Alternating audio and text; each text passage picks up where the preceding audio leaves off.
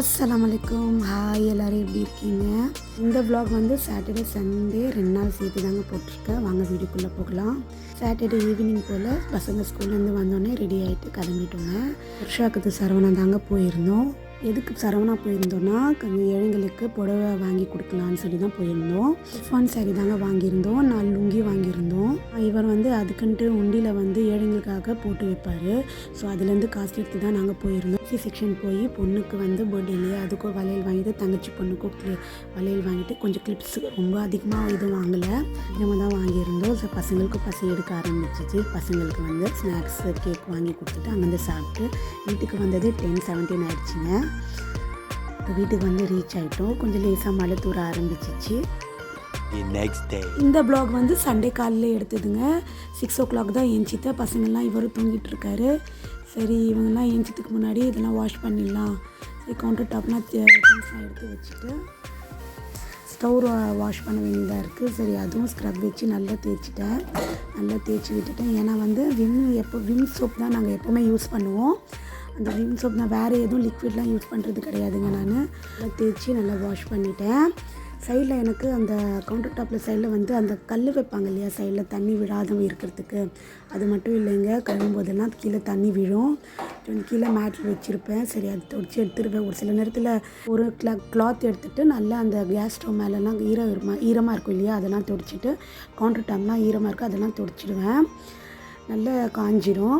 Nightie, இவரோட T shirt, பசங்க துணி வேஸ்ட்டாக இருந்தால் இந்த மாதிரி துடைக்கிறதுக்கு யூஸ் பண்ணிப்பேன். அதெல்லாம் கொஞ்சம் கட் பண்ணி எடுத்து வச்சுப்பேன். ஏன்னா இந்த மாதிரி துடைக்கிறதுக்கு கொஞ்சம் ஈஸியாகவே இருக்கும். காலையில் பிரேக்ஃபாஸ்ட்டுக்கு என்னென்னு செய்யணும்னு தெரியலைங்க. சரி, அரிசிலேயே குஷ்கா மாதிரி செஞ்சிடலான்னு சொல்லி குக்கரில் தான் செய்ய போகிறேன்.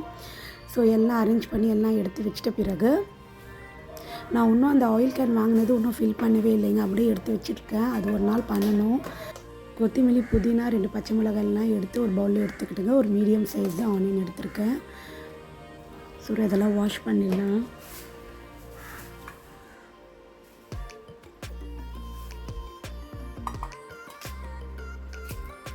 பசங்களும் ஏஞ்சிட்டாங்கங்க. ஏஞ்சோடனே சண்டை ஆரம்பிச்சிருச்சு. இன்னும் அழ ஆரம்பிச்சிட்டா ஒரு 15 minutes ஆச்சு அழுதுகிட்டே இருப்பாள்.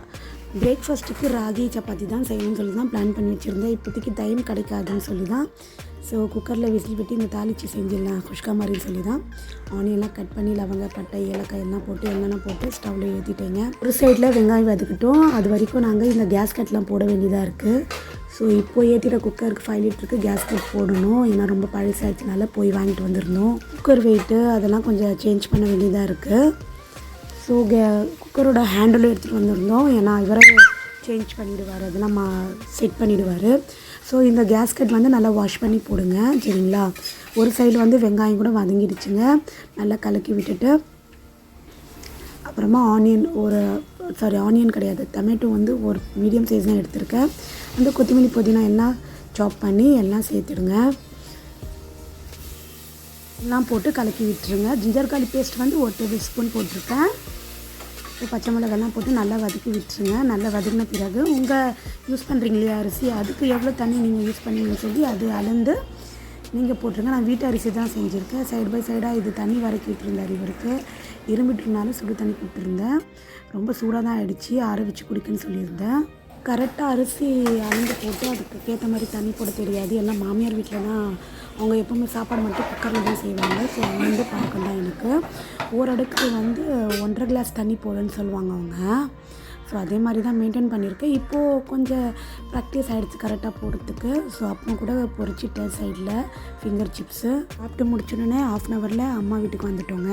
போட்டோட துணியோடு நாங்கள் வந்துட்டோம் அம்மா வீட்டுக்கு. சரி, துணியெல்லாம் எடுத்துகிட்டு வந்திருந்தோம். சரி, ஈவினிங் போல் போட்டுட்டு போகலான்னு சொல்லி ஸோ அம்மா வந்து தம்பிக்கையில் கொடுத்து 2 கிலோ சிக்கன் வாங்கி வச்சுருந்தாங்க. அதெல்லாம் நல்லா வாஷ் பண்ணி எல்லாம் க்ளீன் பண்ணி மசாலாலாம் போட்டுட்டேங்க. ஸோ நல்லா மசாலாலாம் போட்டு நல்லா கலக்கி கொஞ்சம் நேரம் மேக்னேட் பண்ண எடுத்து வச்சுட்ட பிறகு பையன் வந்து காலையில் பிரேக்ஃபாஸ்ட்டே சாப்பிட்லைங்க. ஏன்னா காலையில் ஏஞ்சோன்னே அவருக்கு வாமிட் வர மாதிரி இருக்குது அப்படின்னு சொல்லியிருந்தான். சரி, அப்படியே பிரேக்ஃபாஸ்ட்டே சாப்பிட்லைங்க. வாந்தி கூட 2 வாட்டி எடுத்துட்டான். தங்கச்சியும் வந்திருந்தா, பாப்பா கூட தான் விளையாடிட்டு இருந்தா. சரி, ஃப்ரை பண்ணிடலாம். அம்மா வந்து பிரியாணி வந்து ஆர்டர் கொடுத்துருந்தாங்க, வெஜ் பிரியாணி. ஸோ அதுவும் 2 o'clock வந்திருந்தது. சட்னி, ஸ்வீட் கூட. டைம் வேறு ஆகுது, சரின்னு சொல்லி கொஞ்சம் சீக்கிரமாகவே பேக் பண்ணிடலான்னு சொல்லி தான் தங்கச்சி வந்து எல்லா பிளேட்லேயும் ஒன்றா எடுத்து வச்சுருந்தா பேக் பண்ணிடலான்னு சொல்லி. முறம் பண்டிகைனால ஏழைங்களுக்கு சாப்பாடு கொடுக்குறேன்னு சொல்லியிருந்தாங்க அம்மா. ஸோ இந்த மாதம் வேறு முடிய போகுது. சரி, அதுக்காக தான் சண்டே பிளான் பண்ணி வச்சுருந்தோம். அம்மா ஆர்டர்லாம் கொடுத்துருந்தாங்க சாட்டர்டே. சரி 2 நாள் முன்னாடியே கொடுத்துருந்தாங்க. சரிங்களா. ஸோ தங்கச்சி ஹெல்ப் பண்ணிவிட்டு பேக் பண்ணிகிட்டே இருந்தாங்க. அம்மாவும் தங்கச்சியும் எல்லாமே பேக் பண்ணிவிட்டு எங்களால் முடிஞ்சிருந்தாங்க ஹெல்ப் நாங்கள் செய்கிறோம். நாங்களும் துணியெல்லாம் வாங்கி தரலான்னு சொல்லி தான் பிளான் பண்ணிகிட்டே இருந்தோம். சரி அம்மா தர்காக்கு போகிறாங்களே, அவங்களே கூட சேர்ந்து நாங்களும் கொடுத்துடலான்னு சொல்லி தான் பிளான் பண்ணி எல்லோரும் சாப்பிட்டு முடிச்சுட்டு கிளம்பிட்டோங்க. ஒரு 5 o'clock. போகிற வழியிலேயே மழை பெய்ய ஆரம்பிச்சிச்சுங்க.